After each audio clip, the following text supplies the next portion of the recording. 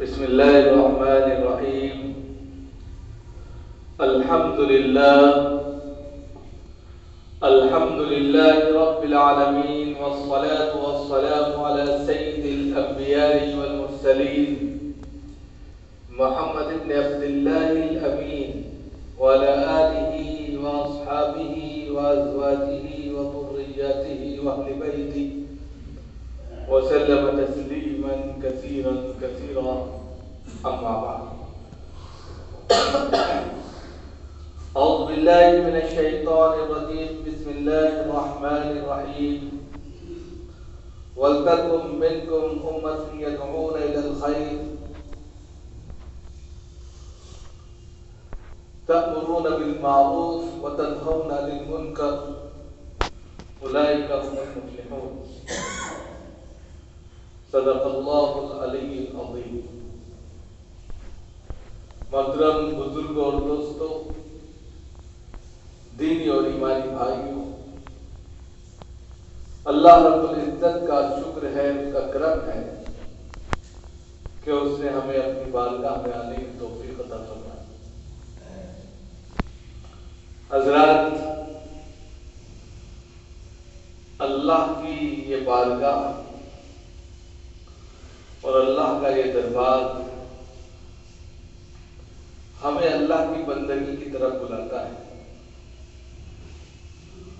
اور اس طرف دعوت دیتا ہے کہ ہم اپنے تمام کاموں کے باوجود، اپنی تمام مشغولیت کے باوجود، اپنے جتنا بھی آپ کا اپنا شیڈول ہے اس کی مصروفیت کے باوجود، اس میں سے وقت نکال کر دربار خدا بندی میں جا کر سجدہ ریزی کی توفیق ہو جانا سب سے بڑی نعمت ہے. اگر انسان یہ سوچتا ہے کہ میں نماز پڑھتا ہوں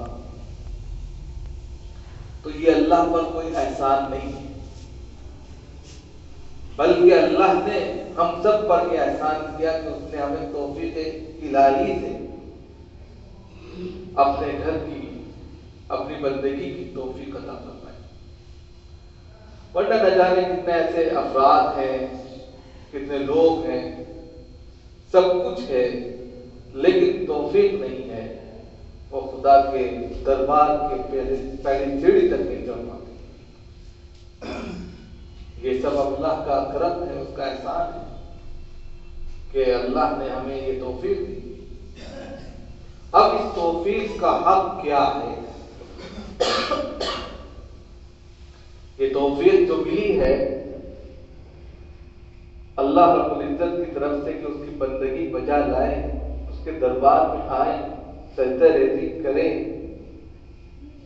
اب اس کا حق یہ ہے کہ جو نہیں آ رہا ہے اس کے لانے کی بھی فکر کریں.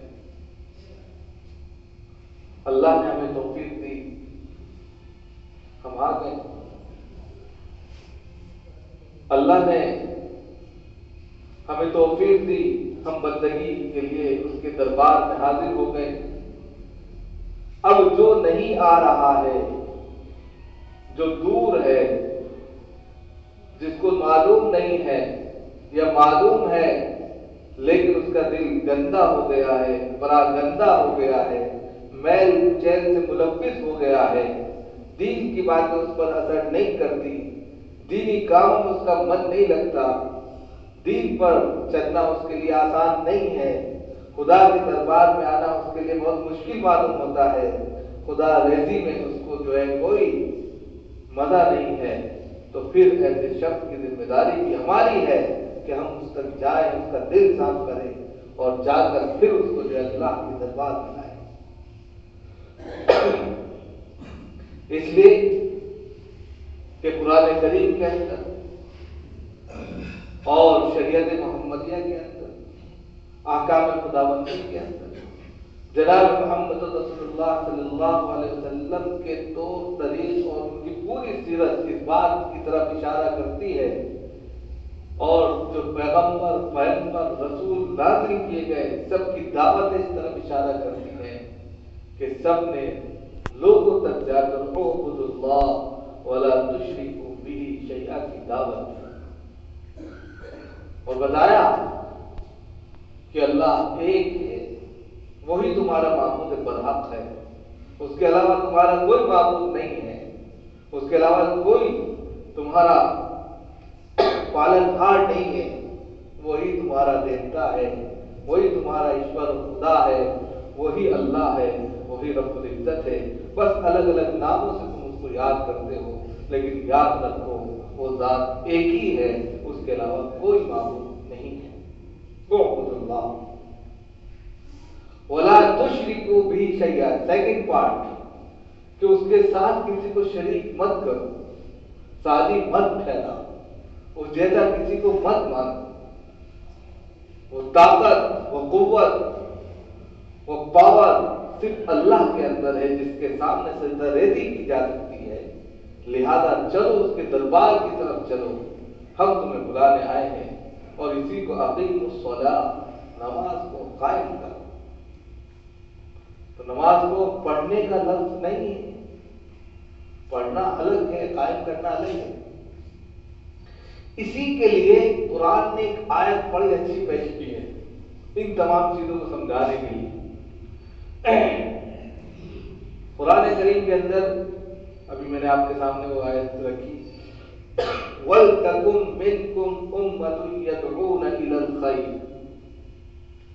کہ تم میں ایک ایسی امت ہونی چاہیے جو خیر کی طرف بلائے۔ اب خیر کیا ہے؟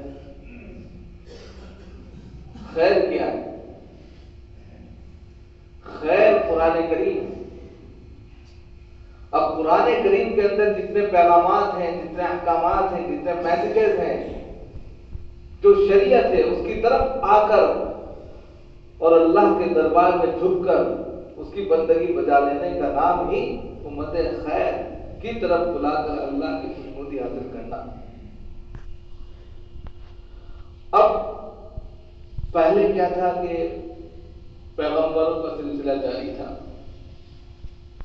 نبی رسول آتے تھے، اپنے اپنے قوموں میں دعوت کا کام کرتے تھے، اور ہر اعتبار سے ان کو اللہ کا بندہ بنا کر بندگی بجا لانے پر مجبور کرتے تھے، یا ان کو پیار محبت سے سمجھا کر اس لائن پر لے آتے تھے۔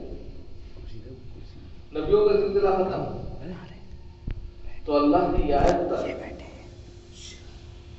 وَلْتَكُن مِّنكُمْ أُمَّةٌ يَدْعُونَ إِلَى الْخَيْرِ، ایک ایسی امت، ایک ایسی قوم، ایک ایسی ٹیم، ایک ایسی جماعت، ایک ایسی تنظیم، سب اس کے اندر آ جائیں گے، ہونی چاہیے جو خیر کی طرف بلاتی ہو، نیک کاموں کی طرف بلاتی ہو، اچھائی کی طرف بلاتی ہو، اور خاص طور سے قرآن کی دعوت کی طرف بلاتی ہو، اس کے پیغامات کی طرف بلاتی ہو، اس میں جو میسیجز چھپے ہیں اس کو اپنانے کی طرف بلاتی ہو، ان کو اختیار کرنے کی طرف بلاتی ہو، ان پر چلنے کی طرف بلاتی ہو، ان پر عمل کرنے کی طرف بلاتی ہو، اس شریعت کو اپنا لبادہ اور اپنا لباس بنانے کی طرف بلاتی ہو، ساری چیزیں اس کے اندر موجود ہیں۔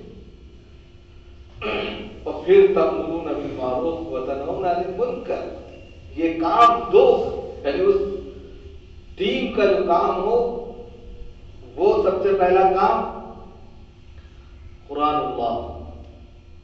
اللہ کا قرآن، اور دوسرا کام جب وہ قرآن کو پڑھنے لگے، سمجھنے لگے، تو ان کو اچھائی کی تعلیم دینا کہ بھائی یہ کام غلط ہے، چوری کرنا غلط ہے، ڈنڈی مارنا غلط ہے، کم توڑنا غلط ہے، کم ناپنا غلط ہے، زیادہ ریٹ بتا دینا غلط ہے، خراب مال دینا غلط ہے، جھوٹ بولنا غلط ہے، زناکاری غلط ہے، جوا سٹا غلط ہے، شراب نوشی غلط ہے، ادھر ادھر پیار کے چکر میں پڑ جانا بھی غلط ہے، لڑکی بازی بھی غلط ہے، ہوٹلوں میں جا کر دوسرے گڑ چھلے اڑانا اور ادھر ادھر کی باتیں کرنا سب غلط ہے۔ تأمرون بالمعروف وتنہون عن المنکر، اس چیز کو بتلانا۔ جب یہ سب چیز غلط ہے تو اچھائی کی طرف ان کو راغب کرنا، بتانا کہ تأمرون بالمعروف، کہ تمہیں اللہ رب العزت نے نیک کامی کا حکم دیا ہے، اچھائی کا حکم کیا کہ تم ان کو اچھائی کی طرف دعوت دو، اچھے کاموں کی طرف دعوت دو، نماز پڑھو، روزے رکھو، نوافل پڑھو، سنن پڑھو، قرآن پڑھو، اور नबविया की किताबें पढ़ो, मुनाजात करो, तस्बीहात पढ़ो, दरूद पाक पढ़ो, ये सारे काम नेक काम है। तामुरून बिल मारूफ व तनहौना अनिल मुनकर, और इसका अपोजिट जो मैंने आपको बताया, इन खराब चीजें जो इंसान के जहन में आए कि ये खराब है, या उसका दिल खटक जाए कि कोई देखेगा तो क्या कहेगा, समझो ये बुरा है। और जिस पर दिल को खुशी हो, समझ जाओ ये नेक काम है, अच्छा है। बिल्कुल आखिरी बात बता दी हमने, जिससे दिल थनक जाए कि अगर कोई छोटा बच्चा भी देख ले तो एकदम से इंसान का माथा थनके, तो समझो वो गलत काम है, आपके दिल में उसकी गवाही दे। और जिससे दिल को खुशी होती हो और आपका दिल मुतमईन हो जाता हो, नेक काम है। बस इन दो कामों की तरफ चलना है और लेकर चलना है, खुद नहीं चलना है, दूसरों को भी इस पर लेकर चलना है। कुंतुम खैरा उम्मतिन उखरिजत लिन्नास तअमुरूना बिल मारूफ व तनहौना अनिल मुनकर व तु'मिनूना बिल्लाह। इसलिए कि दूसरी आयत के अंदर, इसी के 2 आयतों के बाद दूसरी आयत के अंदर यह बताया कि तुम्हें खैर उम्मत बनाकर निकाला गया, निकले नहीं हो तुम। कुंतुम खैरा उम्मतिन उखरिजत, उखरिजत का मतलब होता है निकालना, निकले नहीं हो, निकालना। उखरिजत लिन्नास, लोगों की रहनुमाई के लिए आपको निकाला गया है, बनाया गया है कि ताकि तुम भी अच्छे बनो। सबसे पहले अपनी इस्लाह की फिक्र करनी है और फिर अपने साथ साथ दूसरों की इस्लाह की फिक्र करनी है। और इस इस्लाह की फिक्र में उदउ इला सबील रब्बिका बिल हिकमा, हिकमत का तरीका इख्तियार करना कि जिसको दावत देनी है, जिसको इस काम की तरफ लाना है, जिसको इस काम की तरफ राग़िब करना है, उदउ इला सबील रब्बिका बिल हिकमा, अल्लाह के रास्ते की तरफ, अल्लाह के कामों की तरफ हिकमत के साथ दावत दो। इंसान अपने दुनियावी झमेलों में गिरफ्तार है, परेशान है, मुसीबत में है, गम में है, दूसरी तमाम चीजों में है। ऐसे में उसका मौका महल देखिए कि किस वक्त वो हमारी बात को सुनेगा और किसके ऊपर क्या असर होगा। उस टाइम का इंतजार करते हुए उसको लाइए, अपने से करीब, और फिर उसके सामने अल्लाह के पैगामात, जनाब मोहम्मद रसूलुल्लाह सल्लल्लाहु अलैहि वसल्लम की पूरी सीरत पाक रख दीजिए। कुछ कहने की जरूरत नहीं। इस दुनिया में आने का मकसद, इस दुनिया से जाने का मकसद, इस दुनिया में काम करने का मकसद, सब कुछ हमारे पास मौजूद है। अब आप कहिए कि जब दुनिया में आने का मकसद ही इबादत है, वमा खलक़तुल जिन्न वल इंसा इल्ला लियअबुदून, तो फिर अगर हम दूसरे कामों में लग रहे हैं तो गलत है। हमने कोई दुकान खोली, हमने कोई कारोबार किया, हमने कोई बिजनेस किया, उसका मकसद जो भी हमारे जहन में मुतय्यन था उसके बरखिलाफ रिजल्ट निकलने लगे, आप बंद कर देंगे। आप उस काम को, उस कारोबार को बंद कर देंगे। जब इंसान का मकसद सिर्फ इबादत है और इबादत ना हो तो कायनात का वजूद और कायनात में रहने वाले मनुष्यों का वजूद बेकार है। अल्लाह चाहे तो जब चाहे खत्म कर दे। जब एक इंसान अपनी बनाई हुई छोटी सी सल्तनत और छोटे से कारोबार में अगर उसको नफा और नुकसान मालूम है और उसका फर्क महसूस करता है और उसको बंद और खोलने पर वो पूरा इख्तियार रखता है, तो अल्लाह रब्बुल इज्जत ने इतनी बड़ी कायनात अगर बनाई है और बनाने का मकसद सामने रख दिया, वमा खलक़तुल जिन्ना वल इंसा इल्ला लियअबुदून, हमने इंसानों को और जिन्नातों को अपनी इबादत के लिए पैदा किया। अगर इंसान वो इबादत ही ना करे, उसकी बंदगी ना बजा लाए, उसके दरबार में आकर सजदारेज़ी ना करे, उसका बोलबाला ना करे, तो मकसद बेकार है। जब चाहे खत्म कर सकते हैं, वो उसका इख्तियार है। और अल्लाह का एक करम है कि वो उसके बावजूद भी बेशुमार दे रहा है। ये रहमान की सिफत है, ये सिफत रहमान है अल्लाह की कि नाफरमानियों के बावजूद ہم گناہوں میں ملوث ہیں، اس کے باوجود بے شمار طریقے سے لٹا رہا ہے، یہ رحمان کی صفت ہے۔ رحمان اسی صفت کو کہتے ہیں کہ دنیا میں چاہے اس کی کوئی بندگی کرے یا نہ کرے، وہ دونوں ہاتھوں سے لٹاتا ہے، اور آخرت میں بھی۔ لیکن رحیم کی جو صفت ہے، وہ رحیم کی صفت مومنوں کے خاص ہے، وہ آخرت میں ہوگی۔ آپ دیکھتے ہیں دنیا کے اندر کافر بھی ہے، مومن بھی ہے، مسلمان بھی ہیں، ایسے نام کے مسلمان بھی ہیں جو صرف نام کے مسلمان ہیں، ایمان ان کے دلوں میں داخل نہیں، لیکن اللہ سب کے ساتھ فراوانی کے ساتھ میں دے رہا ہے۔ وہ دینے کا مقصد یہی ہے کہ ہم قرآن میں بار بار پڑھتے ہیں الرحمن الرحیم، الرحمن الرحیم، قرآن میں آیت پڑھتے ہیں، سورہ فاتحہ پڑھتے ہیں۔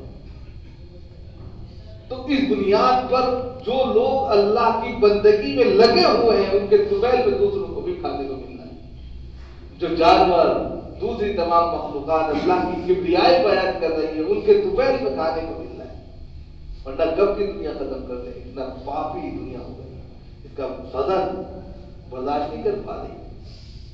آپ دیکھتے ہیں زلزلے آتے ہیں،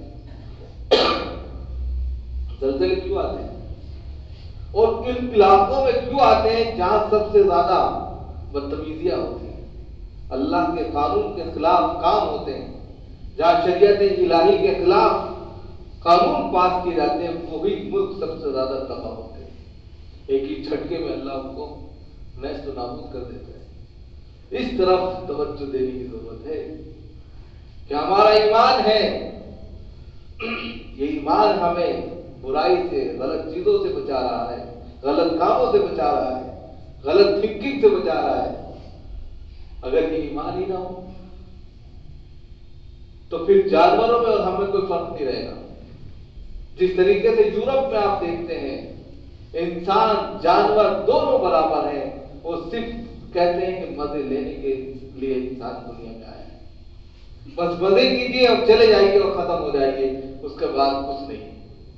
لیکن ایمان یہ کہتا ہے کہ اس دنیا میں کشٹ جھیلنا ہے، سنگھرش کرنا ہے، بندگی کرنی ہے، اللہ کو خوش کرنا ہے، اس کو راضی کرنا ہے، اور جو دل چاہ رہا ہے، جو نفس چاہ رہا ہے، اس کو مارنا ہے، اور اللہ کی بتائے ہوئے طریقے پر رسول اکرم صلی اللہ علیہ وسلم کی زندگی پر اپنی زندگی کو لگانا ہے، تب جا کر اس کے بعد کی زندگی میں جنت نصیب۔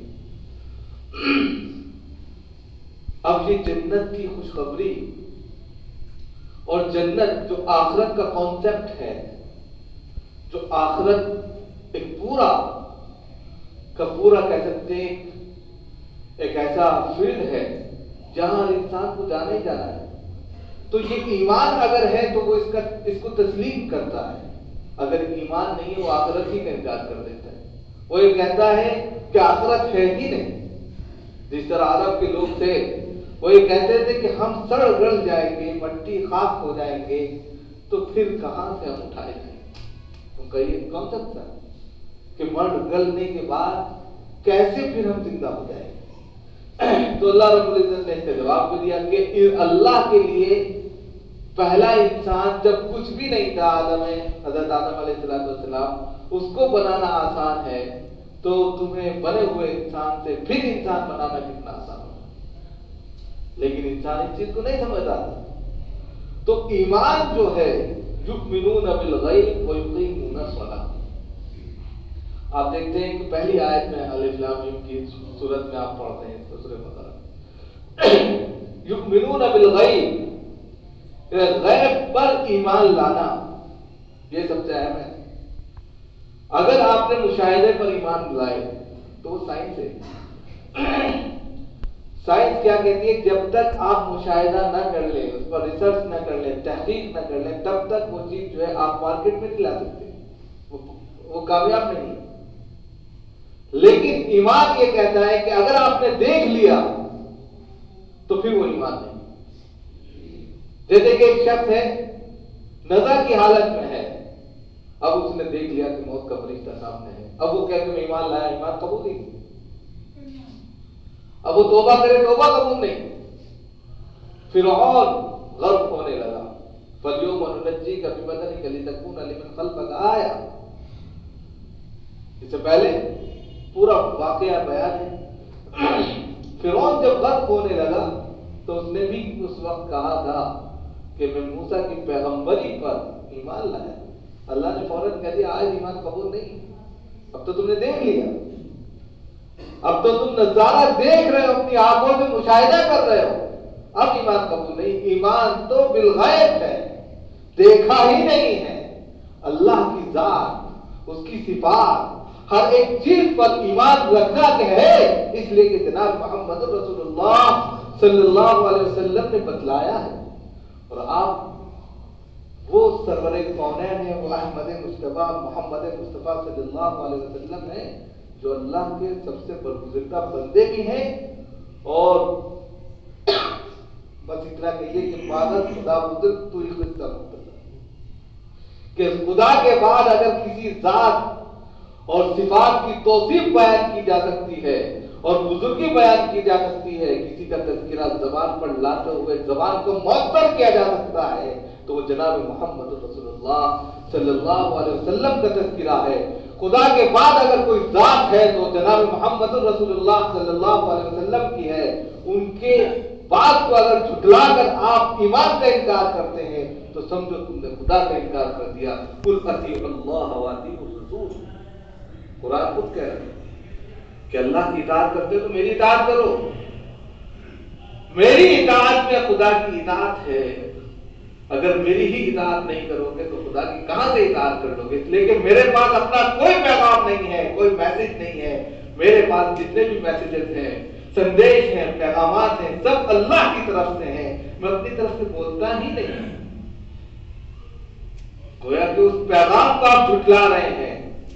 لہذا ایمان بالغیب لانا یہ اس طرف اشارہ کرتا ہے کہ ہم اللہ کی بندگی کو اچھے طریقے پر کریں اور آخرت میں سرخرو ہو جائے، خوشنودی حاصل ہو جائے اور اس دنیا سے کہیں بڑی جنت ہمیں مل جائے. اسی کے لیے محنت ہو رہی ہے. ہماری مسجد میں ہمارے چند دوست آئے ہیں اسی دعوت کو لے کر. اللہ تعالیٰ ان کے اس مشن کو قبول فرمائے اور ہم سب سے درخواست کرتے ہیں کہ ان کا ساتھ دیں. اللہ تعالیٰ ہم سب کو کہنے سے زیادہ عمل کی توفیق عطا فرمائے.